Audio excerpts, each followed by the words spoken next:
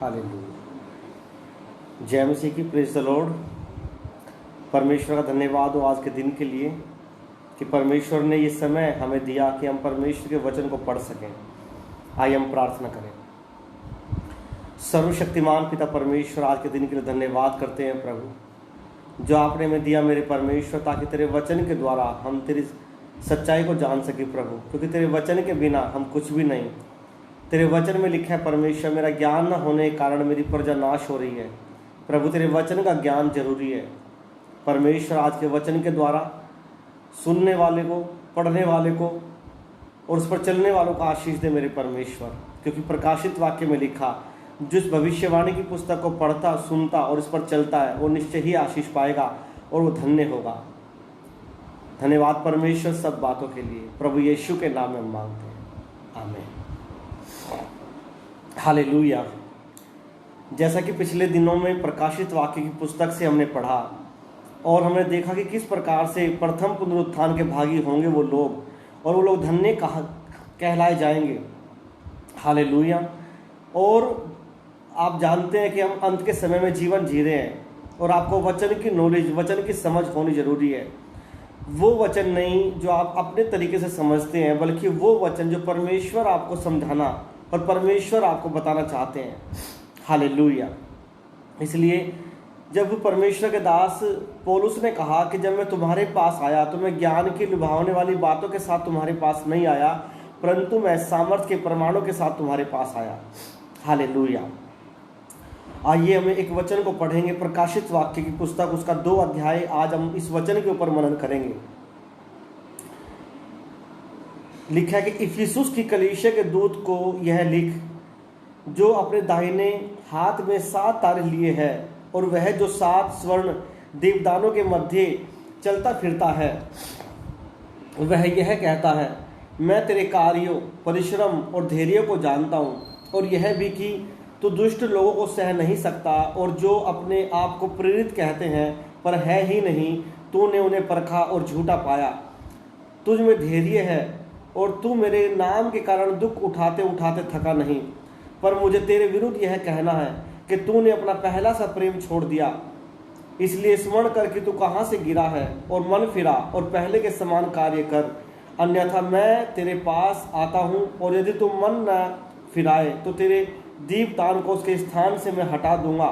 पर इतना अवश्य है कि तू निकोलियों के कार्यों से घृणा करता है, जिनसे मैं भी घृणा करता हूँ।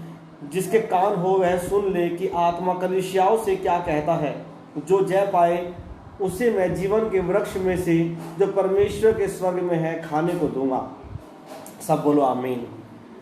यदि आप इफिसुस की कलीसिया के बारे में और इफिसुस की पत्री को आप जब आप पढ़ते हैं तो आपको पता लगेगा कि किस प्रकार से परमेश्वर ने इफिसुस की कलीसिया के साथ बात की।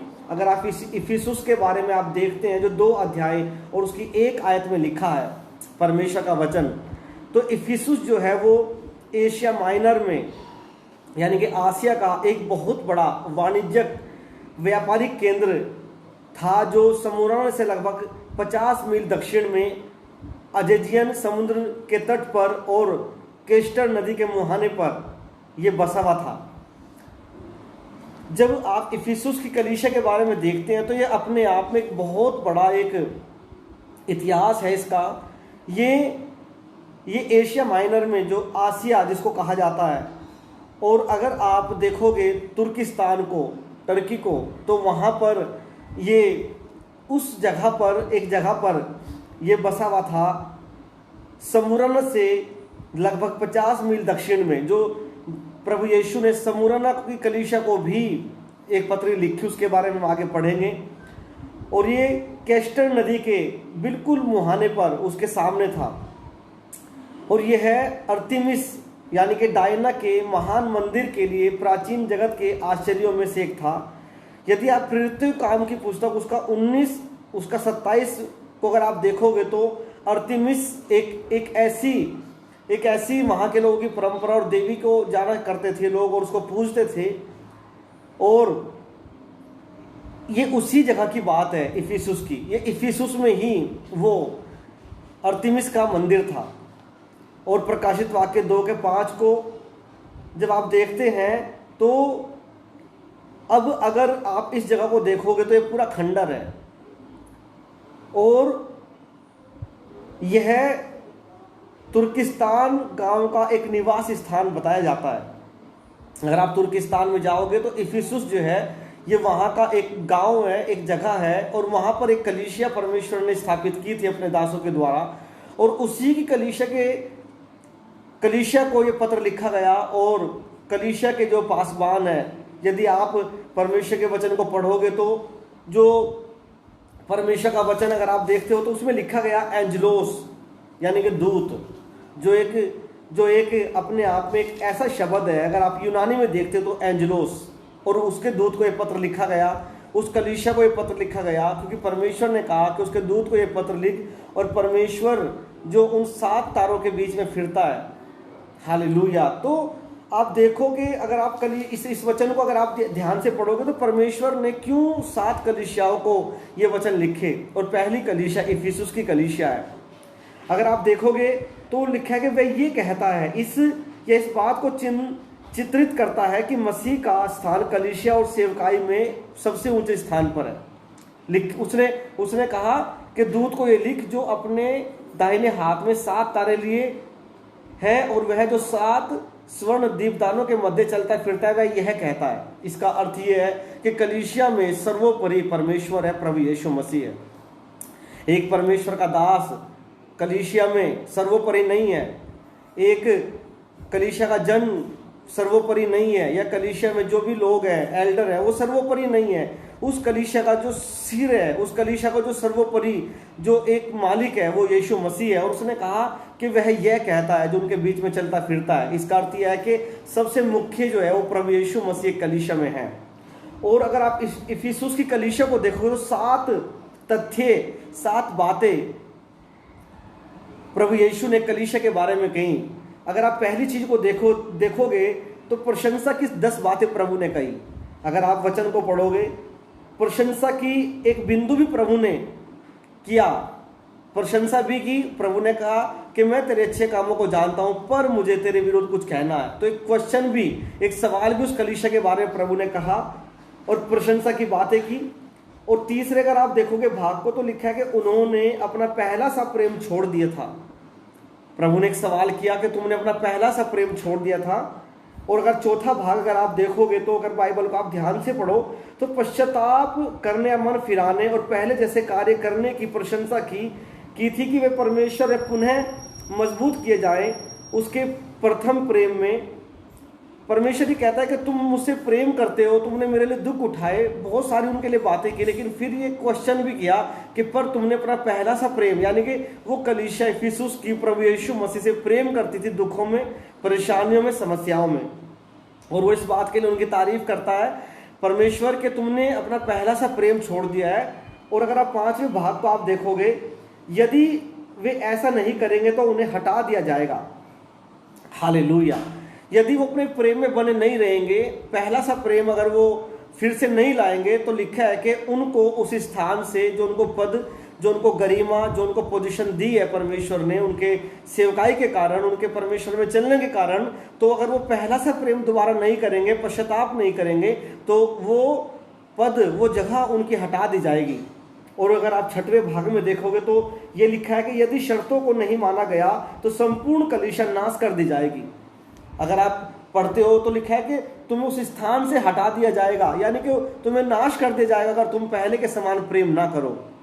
और अगर आप उसके 7वें भाग को देखोगे तो लिखा है कि केवल विजय पाने वालों से स्वर्ग की प्रतिज्ञा की गई थी। अगर इसी में अगर आप इसका 7वां भाग देखोगे तो जो विजय पाएंगे, अगर आप पढ़ो तो लिखा है कि जो जय पाए उसे मैं जीवन के वृक्ष में से खाने को दूंगा। और अगर इसका 8वां भाग आप देखोगे तो ये इस प्रकार के 7 तथ्य हैं जो इस प्रकाशित वाक्य की पुस्तक के अंदर मिलते हैं। उन्हें रिपेंट करना है, पश्चाताप करना है, उनकी तारीफ की गई, उनकी प्रशंसा की गई।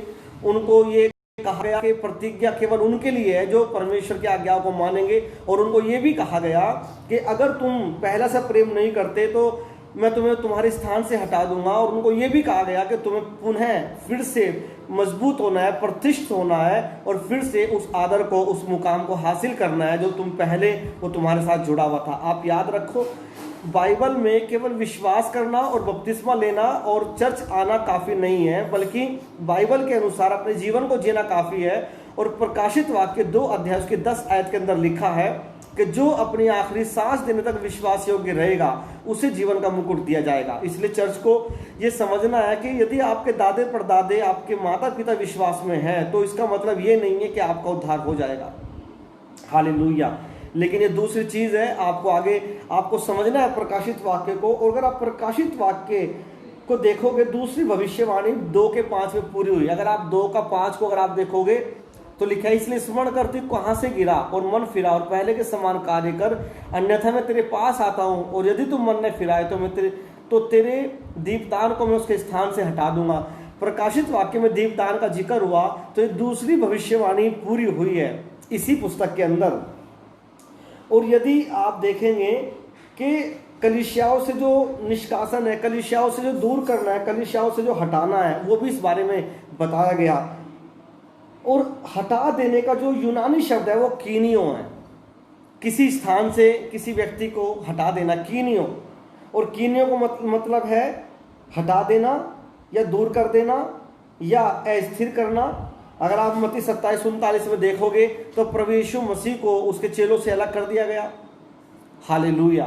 आज एक व्यक्ति, अगर आप मत्ती 27:39 को देखो, मरकुस 15:29 को देखो, प्रेरितों के काम 24:5 को, मत्ती 23:4 को, प्रेरितों के काम 17:28 को, 21:30 को, प्रकाशित वाक्य 6:14 को।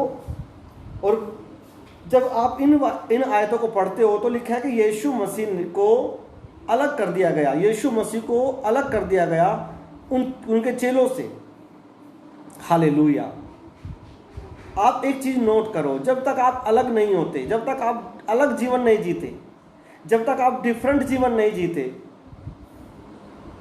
तो आप ब्लेस नहीं होते हो। चेलों को अलग किया गया।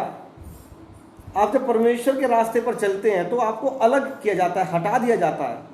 लेकिन चीज ये है कि आप किस काम के लिए हटाए जा रहे हैं। एक व्यक्ति परमेश्वर की सेवा के लिए संसार से या गांव से बहिष्कृत कर दिया जाता है, लेकिन एक व्यक्ति परमेश्वर से अलग कर दिया जाए, परमेश्वर की पवित्रताई से अलग कर दे जाए, परमेश्वर के राज्य से अलग कर दे जाए, तो ये अच्छा नहीं है। हालेलुया। प्रभु यीशु मसीह को भी अलग किया गया, लेकिन किसके लिए? प्रभु यीशु को अलग किया गया परमेश्वर के रास्तों पर चलने के लिए, परमेश्वर के प्रेम से नहीं, परमेश्वर के स्वर्ग के राज्य से नहीं। पौलुस को और बरनबास को भी अलग किया गया, लेकिन वो अलग किया जाना पाप से अलग होना है। लेकिन जब परमेश्वर ने प्रकाशित वाक्य में बात की अलग करना या हटा देना, तो परमेश्वर ने बात की कि तुम्हें स्वर्गीय राज्य से अलग कर दे जाएगा, उस ब्लेसिंग से अलग कर दे जाएगा। और 7 बातें ऐसी हैं इफिसुस की कलीसिया में जो परमेश्वर ने की। लेकिन परमेश्वर ये कहता है कि अगर वचन को पढ़ोगे, तुम पहले के समान काम करो, मन फिराओ, रिपेंट करो। हालेलुया। और अगर आप देखोगे तो ये रोमियो 6:23 में लिखा है कि पाप की मजदूरी तो मृत्यु है, लेकिन प्रभु यीशु मसीह का वरदान हमारे परमेश्वर में अनंत जीवन है। पाप की मजदूरी मृत्यु है। अगर आप पाप करते हो तो आप मृत्यु को पाओगे, अलग कर दिए जाओगे। लेकिन अगर आप परमेश्वर के रास्ते पर चलोगे तो आप जीवन का मुकुट पाओगे। हालेलुया। तो परमेश्वर का वचन कहता है कि अगर आप 6 को पढ़ोगे, पर इतना अवश्य है कि तू निकुलियों के कार्यों से घृणा करता है, जिनसे मैं भी घृणा करता हूं। परमेश्वर ने उनकी तारीफ की, उनकी प्रशंसा की उनके कामों के लिए। और वो कहते हैं, परमेश्वर ने कहा कि तुम निकुलियों के कामों से घृणा करते हो। और निकुली लोग कौन थे? निकोलाउस, अगर आप देखोगे, अगर आप गहराई से परमेश्वर के वचन को पढ़ोगे, तो निकोलाउस के अनुयायी एक विधर्मी, एक पंथ ऐसा था कि वे ज्ञान संबंधी जो गैनोस्टिस विचारधारा के लोग थे, पंथ के लोग थे, वे गैनोस्टिस के मानने वाले थे, जिसने अशुद्ध और अनैतिक धर्म विज्ञान सिखाया था, जैसे कि पत्नियों का समुदाय जो विचार और छिनालापन करता था। अगर आप निकोलियों को इतिहास को देखोगे जाकर, तो ये ऐसे लोग थे जो अनैतिक चीज़ों में विश्वास करते थे, यानी कि व्यभिचार में, स्त्रियों के साथ वो कुकर्म करना, व्यभिचार करना आम बात मानते थे, वो ऐसा सिखाया जाता था। और जो दूसरा उनका छिनालापन करना, और जो तस्वीरों के आगे या मूर्तियों के आगे जो भोजन चढ़ाया जाता था, तो निकोली लोग, जो निकोलाउस ये बात कहता था कि तुम उन्हें खा सकते हो। अब ऐसी चीजें जो परमेश्वर के वचन के खिलाफ थी वो सिखाया जाता था। और यह ठीक बिल्कुल बिलाम, अगर आप बाइबल में पढ़ोगे तो बिलाम और थुआथुरा की स्त्री इजेबेल के धर्म सिद्धांत की शिक्षा के समान है। अगर आप इजेबेल को देखोगे और बिलाम को देखोगे तो उन्होंने भी इस प्रकार की शिक्षाएं दी। और प्रकाशित वाक्य में आगे भी अगर आप पढ़ोगे तो उस प्रकार की शिक्षाओं का जिक्र दिया गया। और मैं बताऊंगा आने वाले दिनों में कि इजेबेल और बिलाम की शिक्षाएं क्या थी। और इफिसुस की कलीसिया जो है वो इजेबेल की और बिलाम की और निकोलियों की शिक्षाओं से घृणा करती थी, उनसे अलग रहती थी, व्यभिचार से अलग रहती थी, वो पूजा पाठ का सामान खाने से अलग रहती थी, इस प्रकार की वो चीज़ों से अलग रहती थी।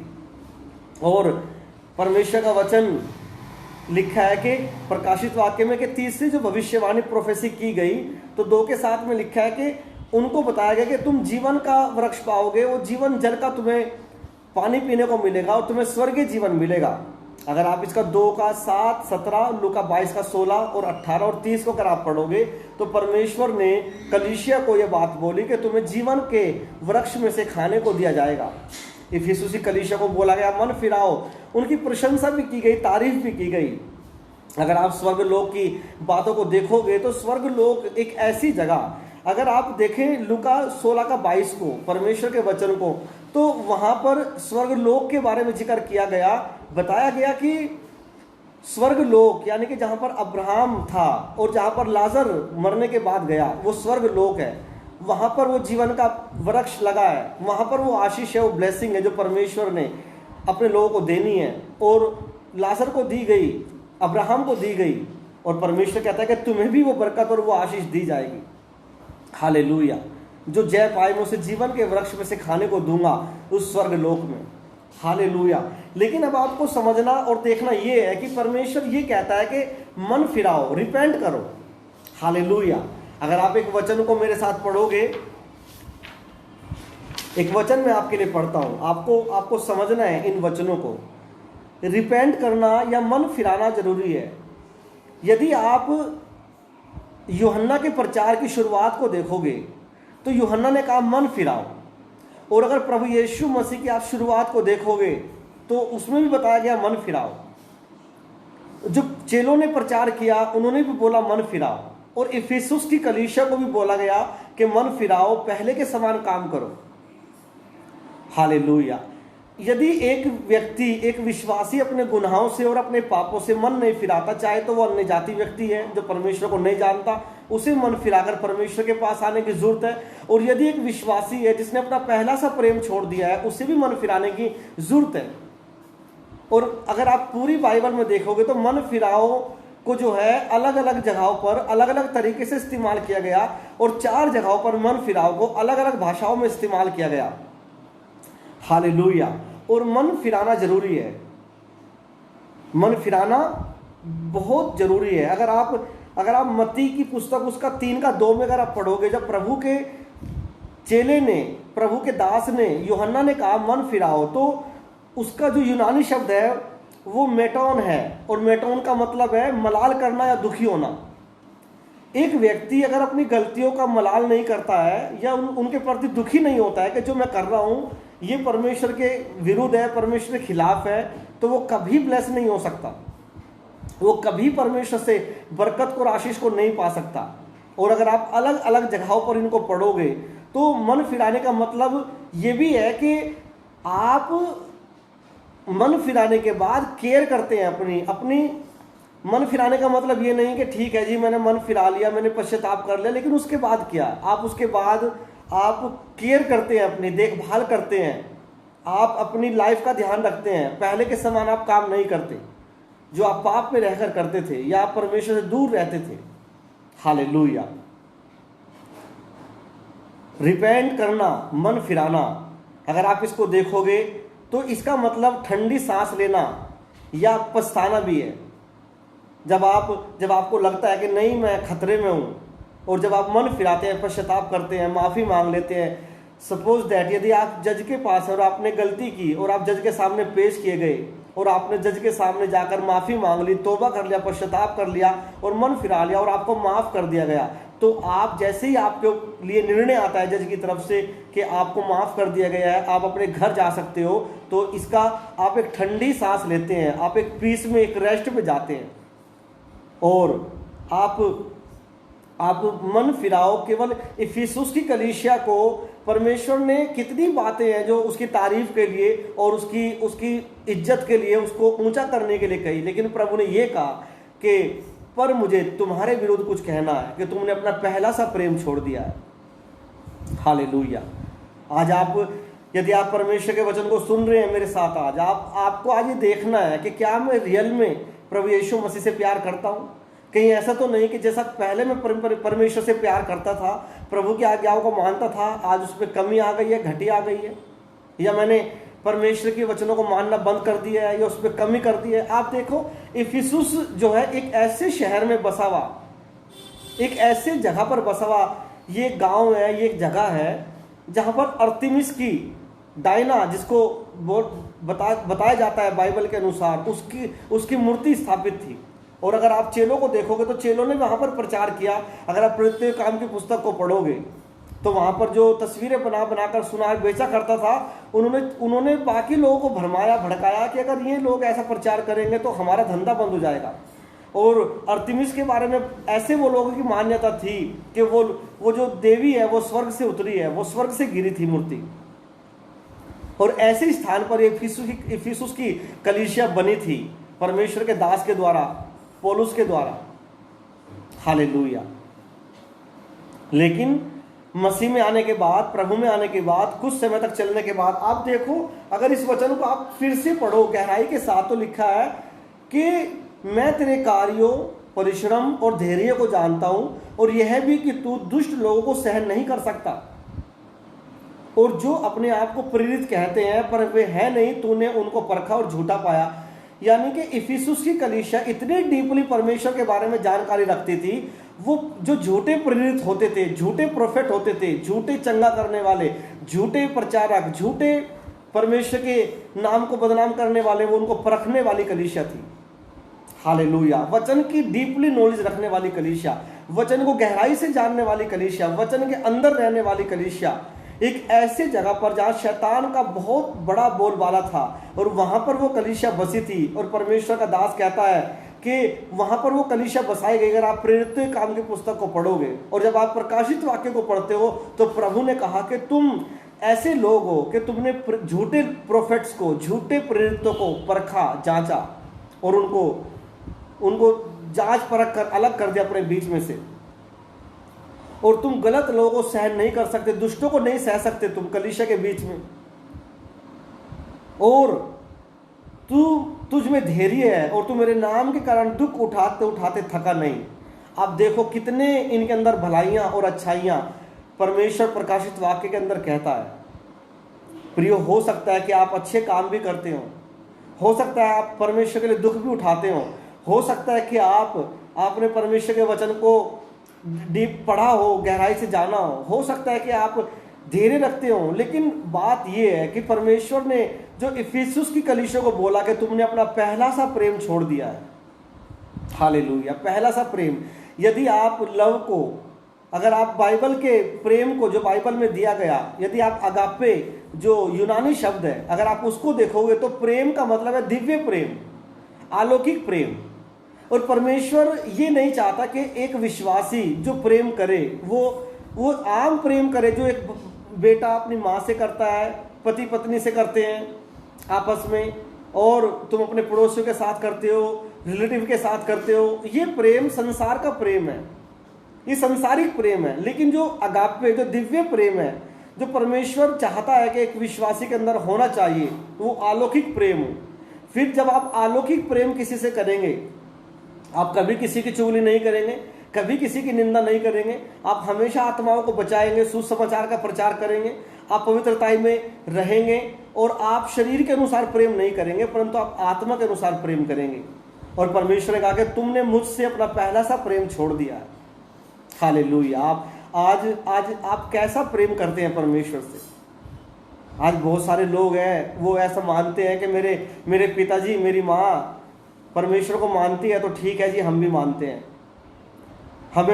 हम चर्च जाते हैं तो किसी मजबूरी के कारण जाते हैं, अगर चर्च जाते हैं तो चंगाई के कारण जाते हैं। चंगाइयाँ होना आपको बचा नहीं सकती, चंगाइयाँ केवल आपके विश्वास को बढ़ाती है, लेकिन आपको जो बचाएगा वो परमेश्वर का वचन बचाएगा, परमेश्वर का वो रियल लव आपको बचाएगा जो आपके अंदर है। चंगाइयाँ, हीलिंग्स, प्रोफेसी ये आपके विश्वास को मजबूत करने के लिए केवल हैं, ये आपको बनाए रखने के लिए नहीं है। बनाए रखने के लिए आपको वचन चाहिए, परमेश्वर में चलने के लिए आपको परमेश्वर की जो पवित्र प्रेम है उसमें बने रहना पड़ेगा, उसके अंदर रहना पड़ेगा आपको, तब आप उसमें चल सकते हैं। और इफिसुस की कलीसिया की शुरुआत अच्छी थी, उन्होंने बहुत परिश्रम किया, वचन पढ़ा, दुख उठाया, धैर्य रखा, अच्छे बुरे की पहचान की, लेकिन एक वक्त ऐसा आया जब उन्होंने अपना पहला सा प्रेम छोड़ दिया। हालेलुया।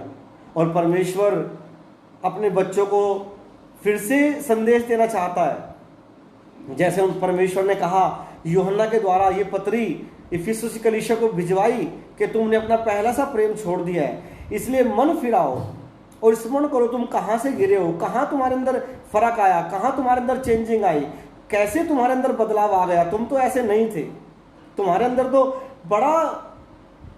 तुम तो पहले बड़े आत्मिक तरीके से चलते थे, तुम तो पहले अद्भुत रीति से चलते थे, मेरे नाम के कारण तुम हमेशा अड़े रहते और खड़े रहते थे, लेकिन अब तुम्हारे अंदर ऐसी क्या चीज और कब ये बात आई और कब ये परिवर्तन आया कि तुम बदल गए हो तुम। और वो कहता है कि याद करो, स्मरण करो तुम कहां से गिरे हो। हालेलुया। एक व्यक्ति जब अपने चर्च के अंदर दशवांश नहीं देता, अपने पासवान का आदर नहीं करता, एक व्यक्ति जब परमेश्वर के दास के प्रति बुरा बोलना शुरू करता है, तो उसको ये समझना चाहिए कि मैं कहाँ से गिरा हूँ, मेरा जो गिरने का कारण है वो क्या है, रीजन क्या है। अगर आप कारण को नहीं जानते कि मैं कहाँ से गिरा हूँ, अगर आप कारण को भुला दोगे और चलना चाहोगे तो आप नहीं चल पाओगे, आपको मुश्किल होगी चलने में। हालेलुया। वो कहता है कि तुमने अपना पहला सा प्रेम छोड़ दिया, इसलिए स्मरण करके तू कहाँ से गिरा है और मन फिरा और पहले के समान काम कर। जैसे मैंने आपको वचन में बताया कि मन फिराना क्या है, यीशु ने भी कहा मन फिराओ। अगर आप यूनानी शब्द में देखोगे मेटानियो, जो इसका दूसरा शब्द है मन फिराने का, अगर आप ये पुराने नियम में पहली बार जब आया तो पुराने नियम में ये निर्गमन की पुस्तक में आया मन फिराना। हालेलुया। अगर आप निर्गमन 13 का उसका 17 पढ़ोगे तो पहली बार ये शब्द आया मन फिराना। हालेलुया। जिस प्रकार से 99 के लोगों ने मन फिराया, जिस प्रकार से चेलों ने मन फिराया, आज मन फिराने की जरूरत है। और 4 बार मन फिराओ अलग अलग तरीके से दिया गया। हालेलुया। आपको परमेश्वर में सही रीति से चलना है। आपको मत्ती की पुस्तक 4 अध्याय उसके 17 आयत को पढ़ना है। प्रभु यीशु ने कहा कि मन फिराओ। अगर आप मत्ती 3 का 2 में पढ़ोगे तो लिखा है यूहन्ना ने कहा कि मन फिराओ। और यदि एक व्यक्ति मन नहीं फिराता, और इफिसुसी कलीसिया को परमेश्वर ने जो कहा वो ये कहा कि मन फिराओ। हालेलुया। क्या रियल में आज आपने मन फिराया है? कोई मायने नहीं करता कि आप अन्य जाति हो, आपको मन फिराने की जरूरत करता है। कोई मायने नहीं करता कि आप बिलीवर हो। यदि आप ऐसा काम कर रहे हैं जो परमेश्वर की दृष्टि में घिनौना है या परमेश्वर पसंद नहीं करता, तो आपको मन फिराने की जरूरत है। क्योंकि परमेश्वर ने कहा कि जिसके कान हो वह सुन ले कि आत्मा कलीसियाओं से क्या कहता है, जो जय पाए उसे मैं जीवन के वृक्ष में से जो परमेश्वर के स्वर्ग में है खाने को दूंगा। प्रियो, आप प्रथम पुनरुत्थान के भागी किए गए हो। अगर आप प्रकाशित वाक्य को पढ़ोगे तो लिखा है कि धन्य है वे जो प्रथम पुनरुत्थान के भागी होंगे, उन पर न्याय के दंड की आगे नहीं, वो 1000 वर्ष तक परमेश्वर के साथ न्याय करेंगे, परमेश्वर के साथ रहेंगे, परमेश्वर के अधिकार उनको दिए जाएंगे। और आप याद रखो, कलीसिया में सर्वोपरि प्रभु यीशु मसीह है। बाइबल में लिखा है कि वो जो कलीसियाओं के 7 स्वर्ण दीपदानों के मध्य चलता फिरता है, वह यह कहता है। दीपदान मतलब पासवानों के बीच में। अगर आप दीपदानों को देखोगे तो पासवान कहेंगे, और परमेश्वर ने कहा दाहिने हाथ में उसके तारे हैं, और दाहिने हाथ के तारों का मतलब चर्च है, कलीसिया के लोग हैं। एंजलोस जो यूनानी शब्द है, यही शब्द स्वर्गदूतों के लिए इस्तेमाल किया गया, एंजलोस संदेश वाहक, और यही शब्द परमेश्वर ने अपने अपने पासवानों के लिए, अपने अपने अपने लोगों के लिए, अपने दासों के लिए इस्तेमाल किया, जो सुसमाचार की, जो परमेश्वर की सेवा करने वाले लोग हैं, उनके लिए भी सेम वर्ड इस्तेमाल किया। लेकिन जब ये प्रकाशित वाक्य में इस्तेमाल हुआ, तब ये पास्टरों के बारे में, प्रभु के दासों के बारे में इस्तेमाल हुआ। हालेलुया।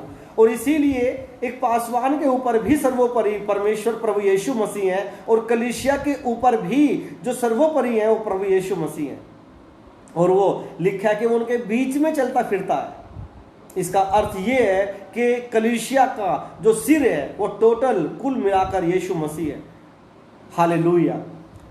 चाहे पासवान हो तो उन्हें अपने मन को फिराने की जरूरत है। यदि वो लालच में है, बेईमानी में है, गलत चीजों में है, व्यभिचार में है। मैं जानता हूं ऐसे लोगों को जो एक सेवक होने के बाद ही व्यभिचार में है। मैंने अपनी आंखों से देखा है ऐसे लोगों को। एक पत्नी है, दूसरी पत्नी कर रखी है। ऐसे लोगों को मैं जानता हूं। मैं ऐसे कलीसिया के लोगों को जानता हूं जो परमेश्वर के प्रेम में रियल नहीं चलते। मानते हो परमेश्वर को ही है, मानते हो यीशु मसीह को है, लेकिन उनका जीवन में अच्छाइयां नहीं है।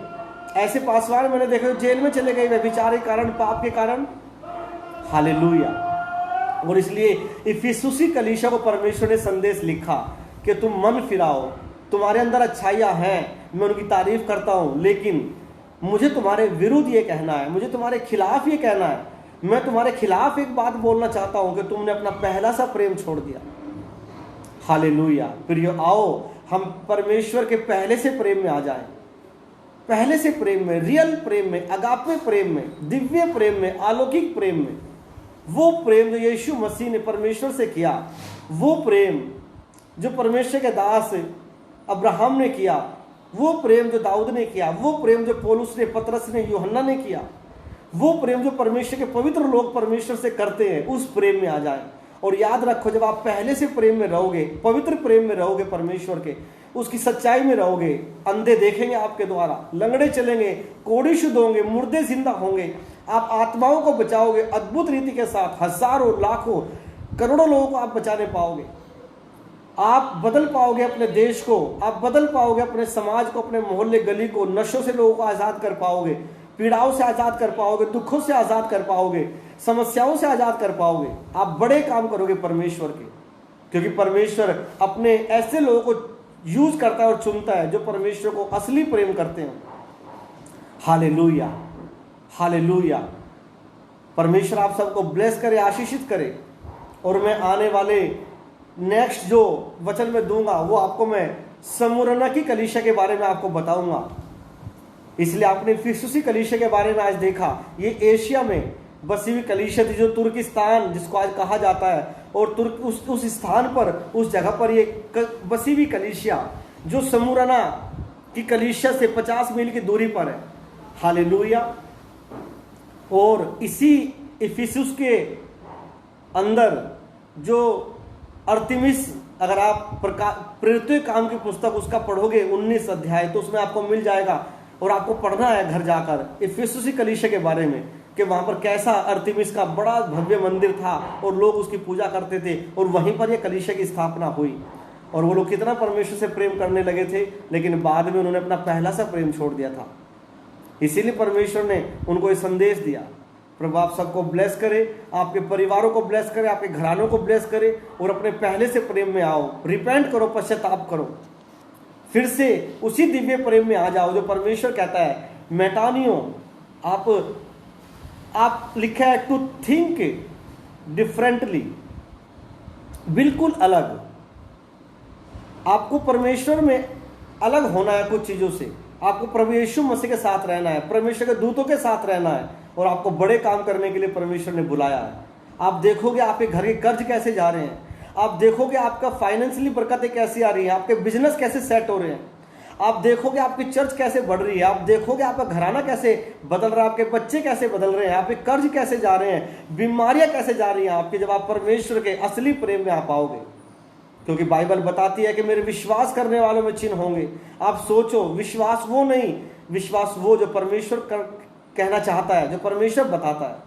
यदि आप बड़े काम करने चाहते हो तो आपको पश्चाताप करने की जरूरत है, पहला सा प्रेम करने की जरूरत है, असली प्रेम करने की जरूरत है। परमेश्वर के अभिषिक्तों के द्वारा जो प्रेम किया गया परमेश्वर से, एलीशा के द्वारा, एलिया के द्वारा, वैसा प्रेम करने की जरूरत है। जो पौलुस ने किया, पतरस ने किया, वैसा प्रेम परमेश्वर से करने की जरूरत है। आज आपको ऐसी पवित्र कलीसिया आपको बनना है। सोचो, इतनी अच्छाइयां होने के बाद भी उनको कहा गया कि मुझे तुम्हारे विरुद्ध कुछ कहना है कि तुमने अपना पहला सा प्रेम छोड़ दिया है। भले ही तुम निकुली शिक्षाओं से घृणा करते हो, विचार से दूर रहते हो, मूर्ति पूजा की चीजों से दूर रहते हो, या आप चढ़ाया हुआ मांस खाने से दूर रहते हो, लेकिन फिर भी अगर तुम मन नहीं फिराओगे, तुम्हारी मैं स्थान को हटा दूंगा जो स्वर्ग में मैंने तैयार किया है, उस दिवट को मैं हटा दूंगा। फिर ये पुनरुत्थान का समय नजदीक है, प्रभु यीशु मसीह का आगमन निकट है, आपको तैयारी करनी है अपनी। हालेलुया। आइए हम प्रार्थना करें परमेश्वर के सामने। प्रभु आप सबको ब्लेस करें। हालेलुया। ओ री बाला राबा शिखी बिरी बिली री बाबा रा जू बिरी बिली री बाबा रा बाला राबा खूर अंदर इस्तो लुखोर और शिखा बारा बाला राबा। परमेश्वर प्रार्थना करता हूँ और एक सुनने वाले के लिए मेरे परमेश्वर, इफिसुस की कलीसिया के समान मेरे परमेश्वर प्रभु राजा, परमेश्वर प्रभु, हो सकता है प्रेम करते हो मेरे परमेश्वर, लेकिन यदि कुछ ऐसी चीजें हैं जो तुझसे अलग करती हैं, तेरे प्रेम से अलग करती हैं, प्रभु तेरे लोगों को ब्लेस कर परमेश्वर, आशीष दे मेरे परमेश्वर। पहला सा प्रेम, पवित्र प्रेम करे परमेश्वर, जो इफिसुसी कलीसिया पहले करती थी मेरे परमेश्वर। लोग पापों से मन फिराएं, व्यभिचार से मन फिराएं, बुरे कामों से मन फिराएं, नशों से मन फिराएं परमेश्वर प्रभु राजा।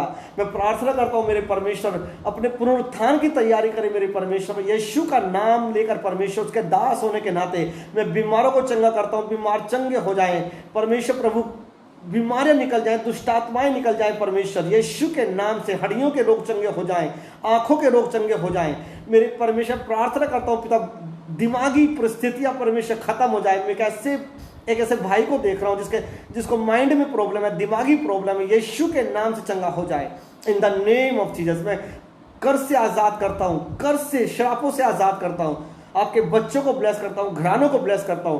परमेश्वर की सामर्थ, उसका अभिषेक, उसके अनॉइंटिंग आपके जीवन में काम करे यीशु मसीह के नाम में। मैं तुम्हें फ्री करता हूं और आजाद करता हूं प्रभु यीशु के नाम से मांगते हैं, आमीन आमीन। हालेलुया। परमेश्वर आपको ब्लेस करे, आशीषित करे। और इफिसुस की कलीसिया जो पहले प्रेम परमेश्वर से करते थी, आप फिर से परमेश्वर से प्रेम करना शुरू करो, आत्मा में चलना शुरू करो, पश्चाताप करो, अपनी गलतियों को मानो। यदि आप चर्च के साथ ईमानदार नहीं हो, अपने चर्च के साथ ईमानदार बनो, अपने दशवांशों को बो, अपने बीजों को बो, अपने हदियों को बो, सुसमाचार का प्रचार करो, पवित्रताई में रहो, परमेश्वर के लिए आप चलो, और ऐसे लोगों को माफ करो जिनसे आप घृणा करते हो। हालेलुया।